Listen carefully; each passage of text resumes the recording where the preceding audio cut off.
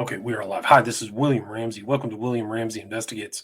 On today's show, I have a very special guest. Her name is Lizzette Martinez, and she just published a book, October 2021. Title of the book is Jane Doe Number 9, How I Survived R. Kelly.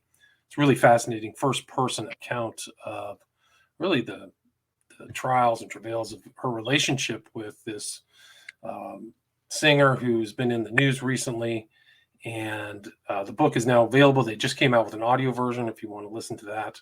But she can kind of talk about it and everything up to the present day and what's going on. So, Lizzette Martinez, welcome to the show. How are you? Thank you. Thank you so much for having me. Awesome. Well, thanks for agreeing to the interview. For people who may not have heard your name or may not have seen Surviving R. Kelly, can you go back to 1995 and where you were and what happened when you met R. Kelly? Sure. I was a 17-year-old aspiring singer.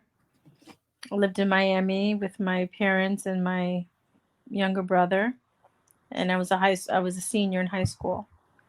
I had a lot of dreams. I was already working. I would say I already had been in an R&B group, and that didn't pan out too well because the ironically the manager started a relationship with one of the girls in the group, so my mom pulled me out of that really quickly. And then I started to sing with Tito Puente Jr., whose father's a legend in Latin jazz. And and then he went to do his own thing, so I kind of like was left with I don't know where I'm going from here.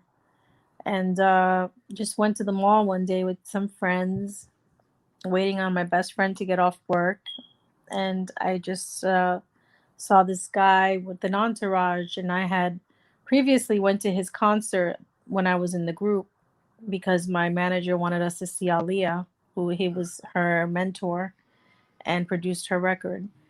And she Aaliyah didn't show up. Aaliyah didn't perform, but we did see him. So when I saw him at the mall, I recognized him right away, and I said to my friend, "I think that's R. Kelly." And she said, "Why would he be at the mall?"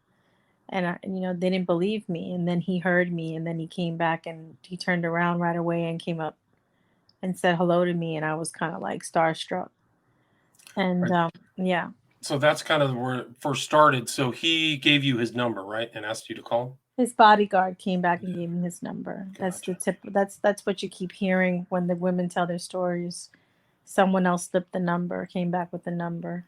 Gotcha. And so, kind of, did you sense he had an entourage at that first meeting? Oh yeah, definitely. It was about six guys with him, and the bodyguard was about 7 feet tall. So they were very noticeable. You know what I mean? They stuck out.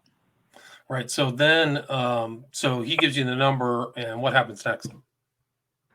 The next thing is that I wasn't gonna call really. My girlfriend came out of work and she said, "What's going on?" And she's my best friend, and she wanted to know what that was all of, what was what that meeting was about. And I said, well, he said he's recording an album, and we exchanged kind of like what I was doing, what he was doing.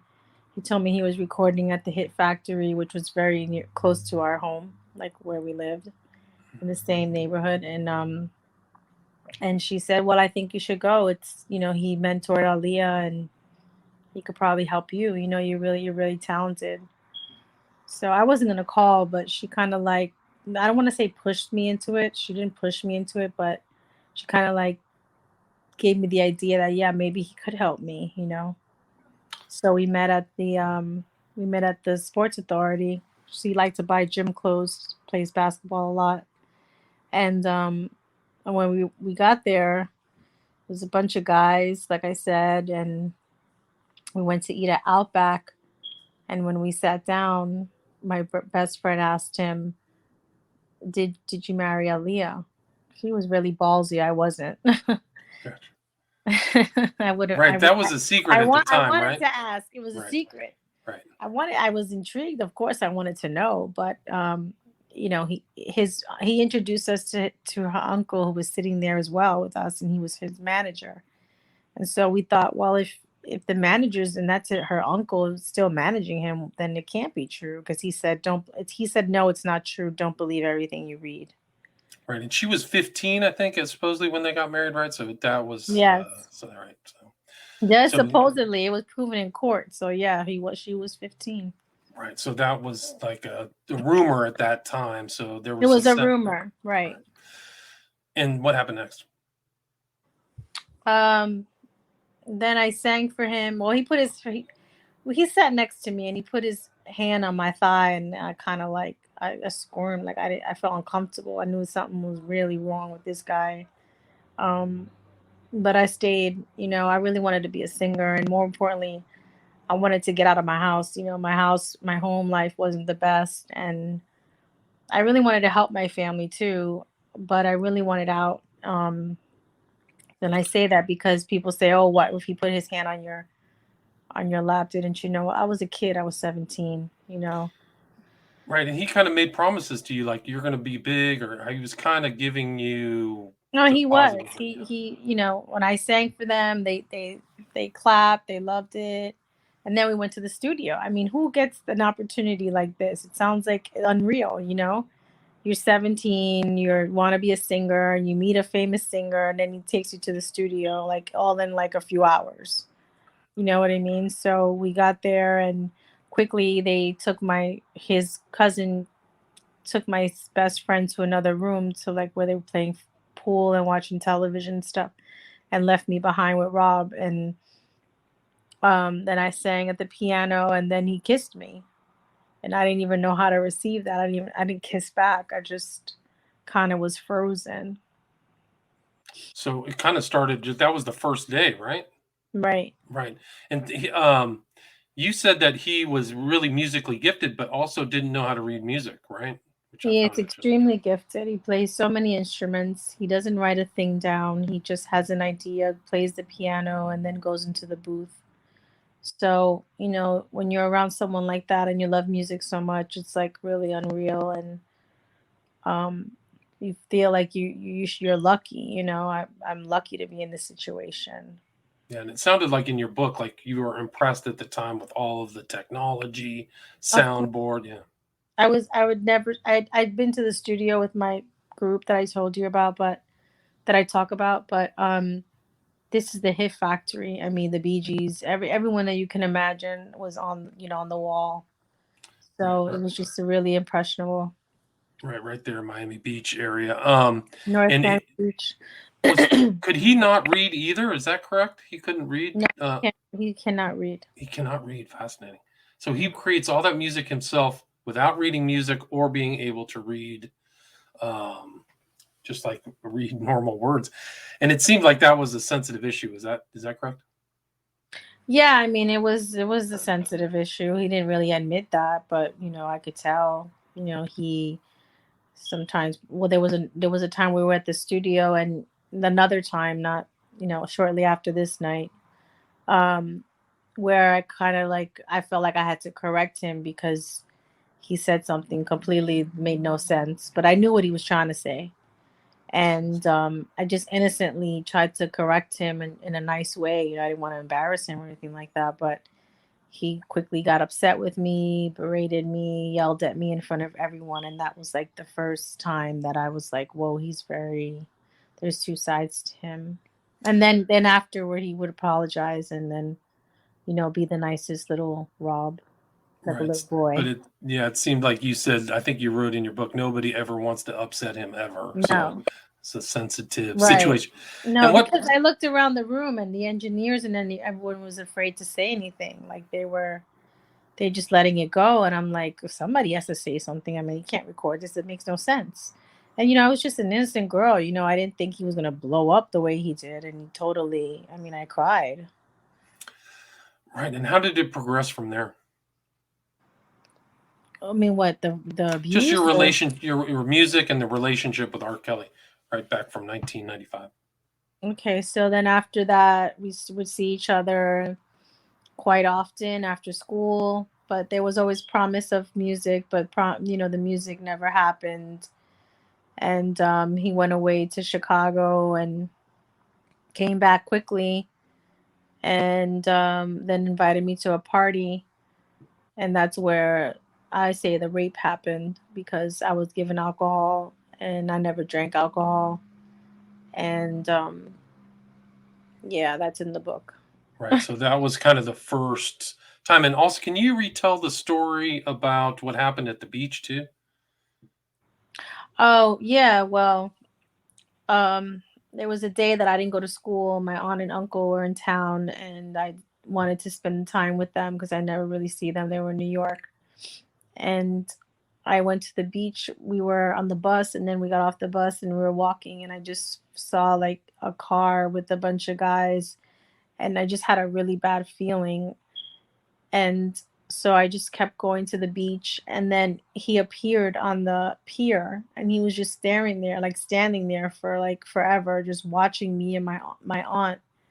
And my best friend is the one that called me and said, "Oh my God, you were at the beach. Robert saw you." And I was like, "That was him." Like, I couldn't tell if it was him or not, but it was him. And I'm like, "How the hell did he find out where I was and how to, you know what I mean?" Like, it was Right. just so creepy and weird. And then he made it seem as though, "Oh no, I was just like, I really wanted to see you." And I'm like, I just couldn't understand how that happened, but it happened. Right. So it's almost like he was keeping tabs on you or having somebody keep tabs on you Yes, from the beginning. Yeah. from the beginning. Wow. And he also, yeah, There's sorry. so much beach here. Like, how do you, you know what I mean? Like, Right. how do you know? Like, and then you're just standing there and just watching us, and it's just like so Creepy. weird. Yeah. Eerie. And he also didn't like you to talk to his friends too, right? Right.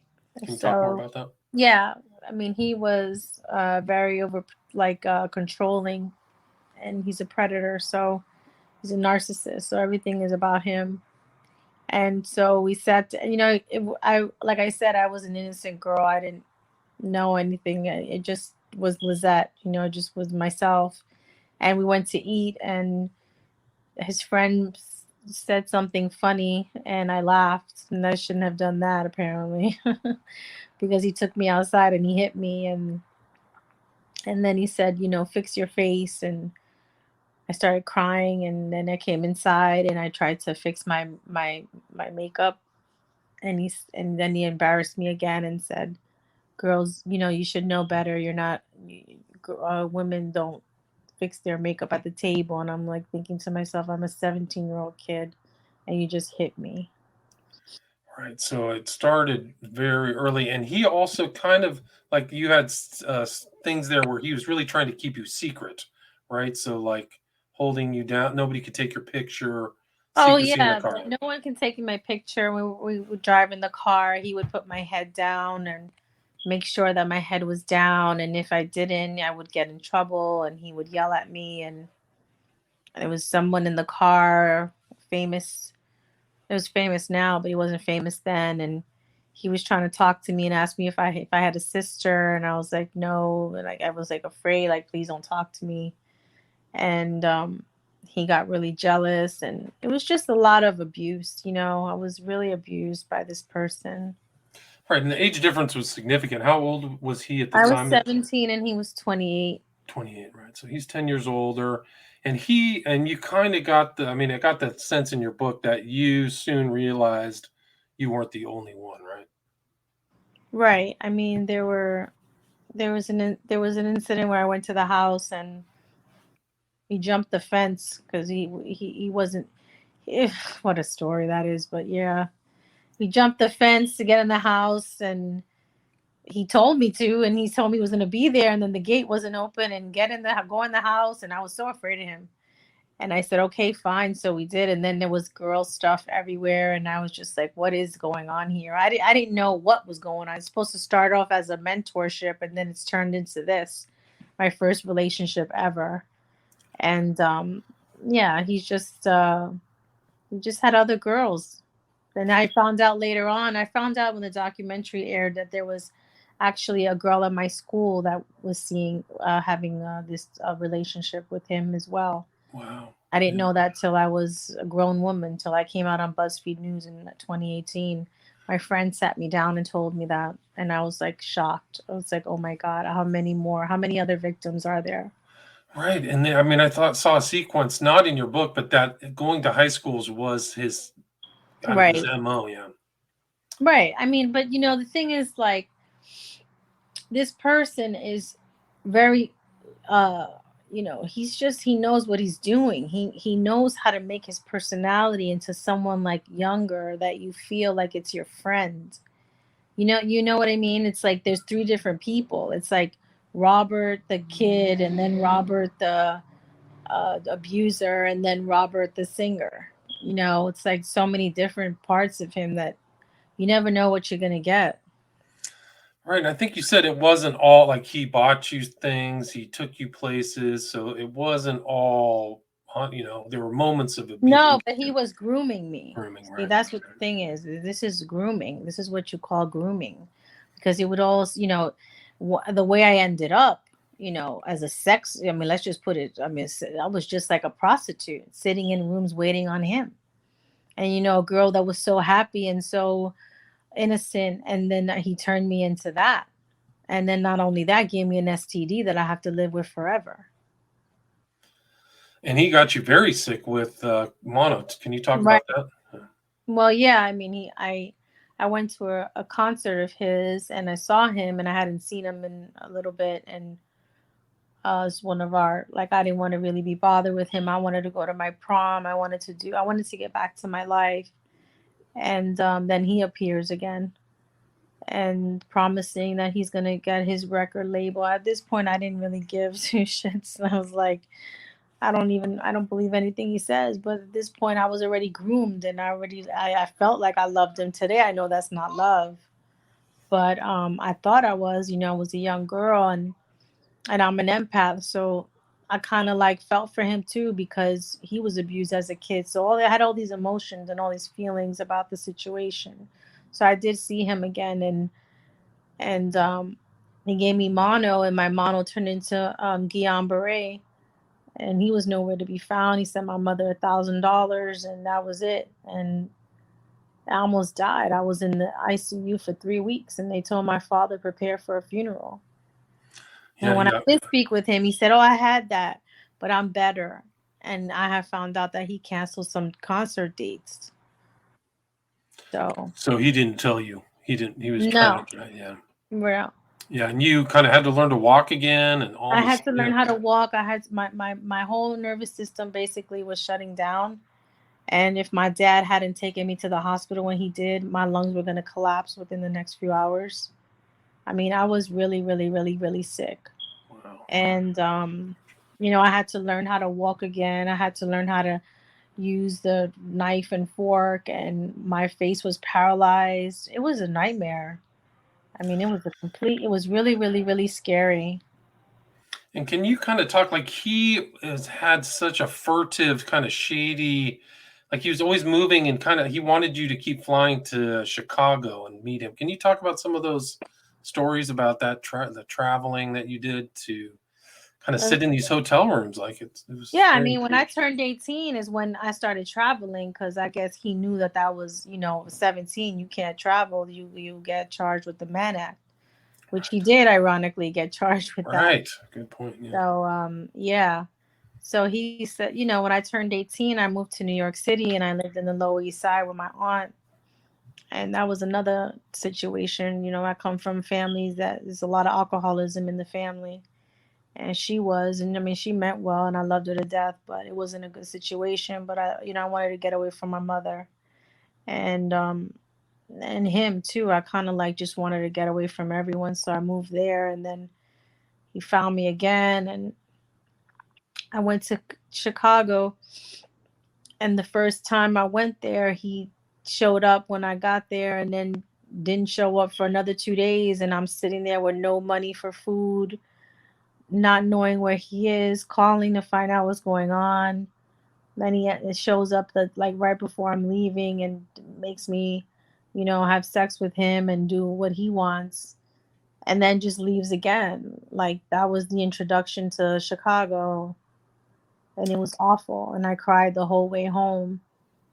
And you did that for a certain period of time, correct? Like travel to Chicago and Yeah, I did. I did that. I did that for a while. yeah. But then And you saw he wasn't the sometimes, only one. no, sometimes I would see young girls at the hotel, and I'm like, this is like a 5-star hotel. This is a very expensive place. Like, they have to be here for him. Like, I just had the feeling like after a few years, I was just like, I just got hip to the game, you know what I mean? And I lost myself and I started to become really depressed in those hotel rooms. I had a miscarriage in that hotel by myself, you know. I just went through hell, you know. I just didn't know how to just completely, you know, walk away from him. I gave up on opportunities that I had from my own career because he was like, I don't want you to do that. I'm gonna do it. I'm gonna help you. I'm gonna get my label, you know, because he was gonna get his own label under Sony or Jive Records. And he did eventually, but I had already been long gone. And you know, he said he had plans for me. And so I rushed back to, I was in New York about to meet with Motown executives. You know, these couple that I met really believed in me, and they told me they wanted me. It makes me cry because that was like a really big opportunity, and I just didn't. I didn't follow through. You know, I was just so out of it and so not myself. I mean, there's just like you, it's pretty clear like you're in an abusive relationship, tons of anxiety, Yeah. depression, and some like you're going through emotional roller coaster. It seemed like, and it was worse. Like you told a story of some people next to you in the hotel room. Can you retell that story? You mean when the young women that were there? Yeah, didn't you discover him in a hotel room right Yes, next? Yeah, yeah. yes, yeah, You I talk did. about that. Yeah, there was a time where he never showed up, and his manager at the time, well, it was his role manager. He came, you know, he came to my room where I was staying with him, and he was like, "Oh no, I'm gonna switch your room."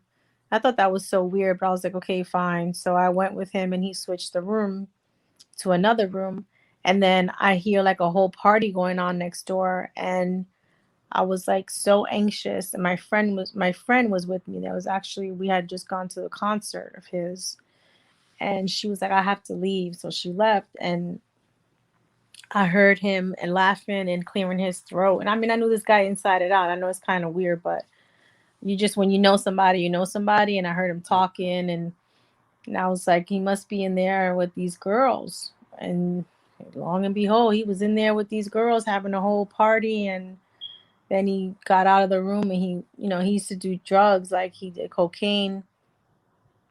I never did the stuff. I never did anything like that, but I knew what it looked like and how he would behave. And he came out and his pants were undone, and it was just like, oh, you know, I was just crying. I was just like hysterical crying, like, what is going on? Like, well, how could you do this to me again? And then he was blamed it on me because, like I said, he's a narcissist. And oh, you always want to be with your friends. And I'm like, I want to be with my friends because I'm a teenager, you know? I'm still like 19, like, you know, 20 years old. I'm still young, you know, and you just have me here. And my friends didn't like him. My friends, everyone that knew, you know, something, they didn't, not everyone knew because I was very private with it, and I didn't want to tell anyone what I had turned into. I was embarrassed. Um, but you know, people that did know closest to me, they just really, really disliked him. And how did you start taking those steps to put him into your past? Well, I moved out on my own. I got an apartment. I started working at the hospital, and I kind of just wanted a normal life. And I started to, you know, just work and a normal job. You know, I gave up on my dreams. I didn't want to be in that industry. I thought it was dark and it was horrible. And so, you know, I started to kind of like rebuild my life by myself. And then I went to Chicago to see a friend, and he tracked me down again. And he was like, I want you to stay. And I'm like, how does this guy know that I'm here? And how is he calling the phone? Like, right when I'm sitting here packing my clothes and begging me to stay, and he'd give me any amount of money. And I just didn't want to. And then there's something else that happened that someone reminded me of. I met up with an old friend. He's like, you don't remember that Robert called my house and said, I'll give you $1 million if you give her back. I guess he thought the guy and I were boy, you know, we're seeing each other. Hmm. And I'm like, are you serious? And then I started to remember. It's like sometimes you put things away and they don't, like you forget about things, and then someone will say something, and then you're like, oh my God, yeah, that did happen. And it was like, this is the creepiness. Like, how the hell did he track my friend's phone number down? Like, he had people on me. He knew everything I would do. If I would leave the hotel, he knew. Right. You said that. Yeah. So somebody was watching or something, like Right. either the Somebody was doorman or watching me. something. Yeah. Hmm. There's segments in your book of like you have this eerie feeling of somebody watching you. It's really something else. So it's amazing. Like he had a network of contacts or something, a big entourage. A Strange huge that he had. entourage. Yeah. And I think he had people in the streets. He would pay to sit there probably at the hotel and just watch me. Because he knew everything. I mean, he like I even know you went down and smoked a cigarette. Like, Right. all kind of, like, he knew everything that I did. Yeah. That's how it gets really crazy. Yeah. Really crazy. So you kind of how long was your relationship from when you met him in 1995 until it ended? Almost 4 years. 4 years. Yeah. And so you But there kind were of periods in the book, like you see, that I try to get away from him, and then it's back again, and it was a vicious, terrible cycle. it's not uncommon, unfortunately. I Yeah. think a lot of abusive relationships are like that. He's going to change, things are going to be different, promises are made. Right. I mean, that there's like a standard kind of like dynamic. So you get out and kind of go on your own way, live your life up until fairly recently, right? I mean, you didn't hear much from him for decades. Is that correct? I didn't hear anything from him, but when I had my kids, I'm not gonna give it away, but I did see him again. If they read the book, they'll understand that there was another meeting. Um, but I walked away. But it was really weird, also a really weird encounter. Um, but yeah, fast forward May of 2018, I reached out to Jim DeRogatis, who is a music journalist and a professor, and he's an investigative journalist as well, and he has been reporting on this, Robert, since the tapes landed on his lap. Like, they mailed the tapes to him, and he gave the tapes to the police. And this, I'm talking about the tapes that led him to be charged with that child pornography, where he went to trial in 2008 and got off. Right. And And so, Delgadas was in South Beach too, or he's in Miami Beach too, no, right? he was in Chicago, Chicago. but Okay, sorry. the thing is, like, when I called him, when he called me, because I emailed BuzzFeed and they called me right away, and I said I don't want to talk to anyone except Jim, and they were like, okay. So Jim called and he goes, I've been waiting over 20 years to talk to you. And I was like, what? He goes, yeah, Barry Hankerson told me about the girl in Miami, the Spanish girl. You better find her, because he did a number on her.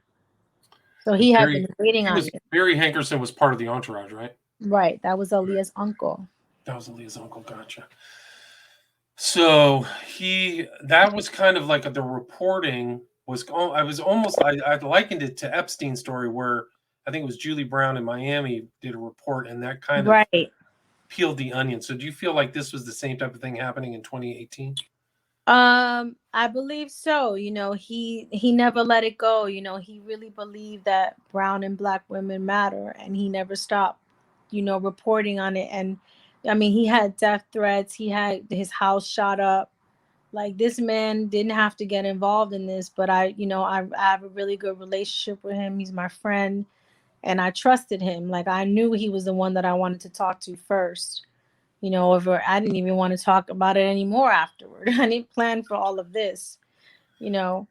And he told my story, and in the article, and it's called "He's a Predator," and that was my quote. He's a predator. And when that came out, NPR reported the response from the PR team was that he was brokenhearted. And then I said, well, my response is I was life broken. So there you go. And so that kind of unraveled. And then the next step was the producers at Lifetime wanted you to be involved in a documentary, correct? Right. Joycelyn Savage's parents. So Joycelyn Savage is the young woman who's still with him. She's sticking by him. Mhm. And he kind of did the same thing with her. She wanted to be a singer. She was from Georgia, and in college, and she left college, and she became so isolated from her parents that her parents, went to Jim, and Jim reported the story, and then he reported Jahan the Pace's story, she was 16 when he started a relationship with her. I don't say relationship. He started raping her because that's a rape. Right, Um, statutory rape. Right. right, and he was a grown man, and he was on trial for child pornography, and there he's meeting a 16-year-old and starting that with her. So this man is very sick, and needs to be away forever. So when I heard about these people, I said I better say something because um I have to give them, I have to say something because this has been going on for too long. But they're calling them liars. They're not liars. I know that they're not lying. So the parents reached out to a production company because they wanted to expose all of what had been going on. And they had learned about me from Jim and my story, and then they had the producers call me and ask me if I would be interested in going on the record with them. And so that was it. And the experience was kind of like opening old wounds for you. Is that correct? Would you agree with that? Absolutely. I mean, I didn't, I'm all from my heart. You know what I mean? I do things sometimes and I don't think them thoroughly through, like how it's going to affect me, because I'm always worried about everyone else and helping everyone else. And that's something that I'm working on. Um, like an empath, it's sometimes it becomes truly exhausting. And I got involved in this thing, but my life was really good when I got involved in this. I really didn't have to. I really wanted these girls to come out, leave him and leave the house, and I wanted the parents to have someone to stand by them and say, yes, this happened to me. It's the same exact story. They're not lying. We need help. And that's why I did it. And I wanted him to be held accountable, but I lost my job. I had break-ins in my house.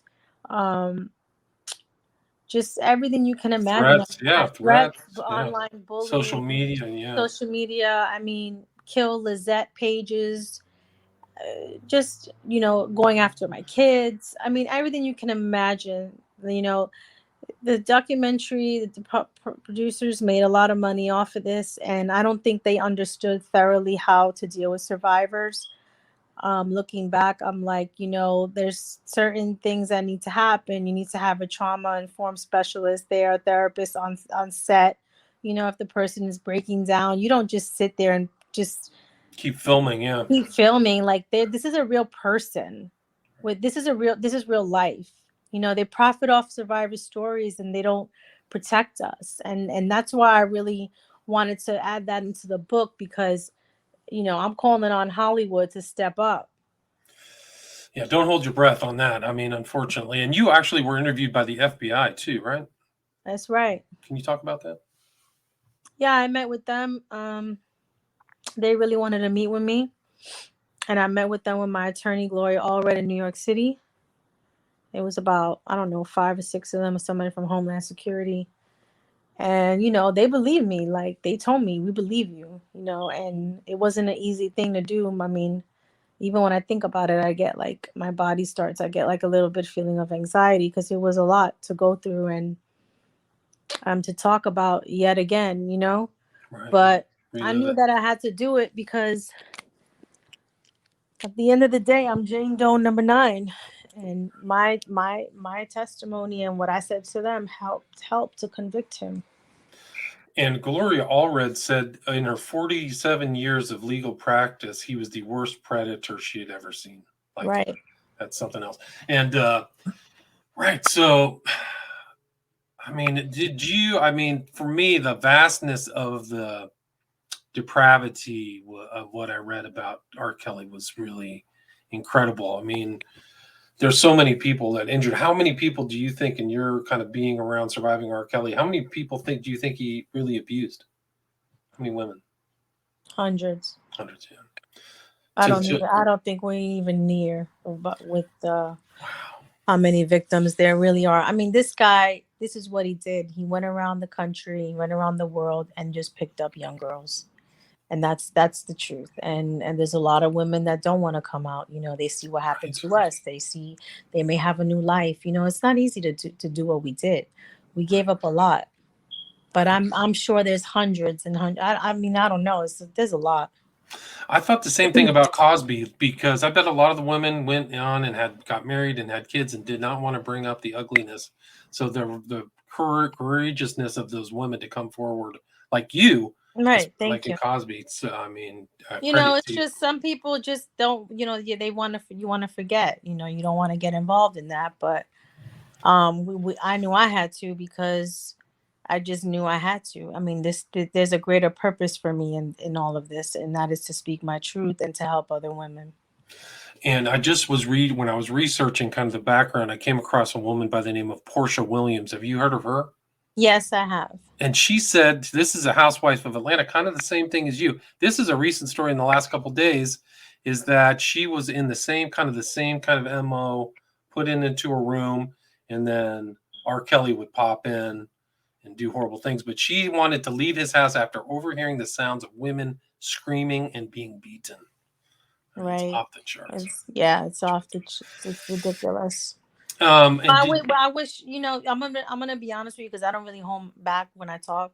okay. Like, for her, she has a huge platform, and I mean, we were being dragged all over by everyone. No one in the industry would step up for us. The only people that stood out were Lady Gaga, Kerry Washington, um, John Legend, and a comment. Yeah, maybe like 5, 6 artists came out and said they supported us. And it's just like, you have a huge platform, and then you just come out with a book, and then that's when you tell your story. But no one really stood by us. So I'm not trying to throw no shade. I really feel bad that happened to her. But it's just like, we need people with platforms to kind of like stick up for us and be there and say, you know what, I'm just like these young girls. And she didn't do that. So I wish her the best, and I hope that she heals from this. Yeah, and I mean that the incentives to keep this person going, they have to know that they're an industry, and so many people are relying on them to bring in money, like Michael Jackson or something, that nobody wants to stop the money train. Is my guess. Is that right? That's where it is. That's what, for me, I have a problem with people, because like, and I just say it because I say it, like Jennifer Lopez has a song with him. I'm a Puerto Rican girl just like her, that had a lot of dreams and stars in my eyes. And, Gaga took the track off. A lot of the artists took the track off. Like, they took it off all Right, streaming. when they worked with him, right? So a lot of that Right. So, music's gone. like, that music is gone. And, it's like some people are still holding on to it. And to me, it's like, I'm just like, I'm in shock. Like, I just can't believe that they still will have a song, in their catalog with this person. Right, child pornography, Mann Act, Mhm. transporting between states, like really dark, very, very dark. Captured people it's almost like a cult. You can't talk to your It parents. is a cult. It Yeah, is a cult. And I say, I was in a cult. It's just that I didn't live in this house, but I was a part of the cult. yeah, yeah. Mind control, Right. manipulation, the whole bit. You Yeah. And know, it, you yeah, you forget to be yourself. You just you turn into what he wants you to become. And that's a scary, dangerous thing. yeah. I'm sorry that happened to you. So, Yeah. and he's going to be sentenced in 6 months. What are your thoughts? You said that you would be there, right? Can you talk about that? Well, yeah, I intend to give my statement. They let the victims come in and give statements, so I hopefully will be able to do that. I can't say yes or no because I can't confirm. It's kind of like top secret. I'm not supposed to really talk about it, but I'll just say that I hope to be there, and I hope to address him and let him know exactly what he did to me. And I feel like this is a really good way for me to get it all, to get it all out, because he'll have to sit there and just listen. No one will be able to say objection. No one will be able to railroad me on the stand. I get to say my piece. They had something like that had put up on my broadcast of all the women who were abused by Jeffrey Epstein. He was dead, but it was very powerful. The court let the women come in the Crime Victim Rights Act and just say their piece, and I think it was very powerful. So Yes, it is. hopefully, and I thanks so much for sharing the story. I'm sure it's painful, traumatic, an excellent book. Really, I felt like it was a really Did you like Superbly it? written. Yes, Did you like because it? first person, it's a first person account. Right. So I think that's really important. I think it's well written. I think I get a so. lot of good feedback from it. I'm getting a lot of good feedback. And it's almost like you kind of got uh, abused by the documentary By the people. documentary, yeah, and everything that comes along with that.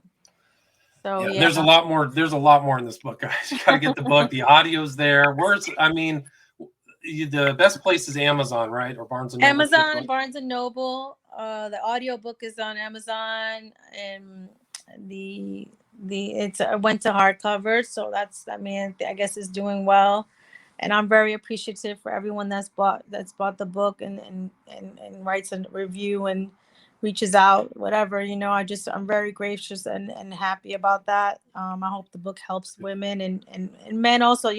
I'm for men too. Men are abused as well. Anyone going through something could read this book. I'm still standing. I'm still going. I'm still smiling, despite the days that I have anxiety and the PTSD stuff. But I keep going, and I just want to help others with my safe homes for women. I'm gonna build one in Puerto Rico with my nonprofit, and we just got to keep the narrative. We got to save these kids.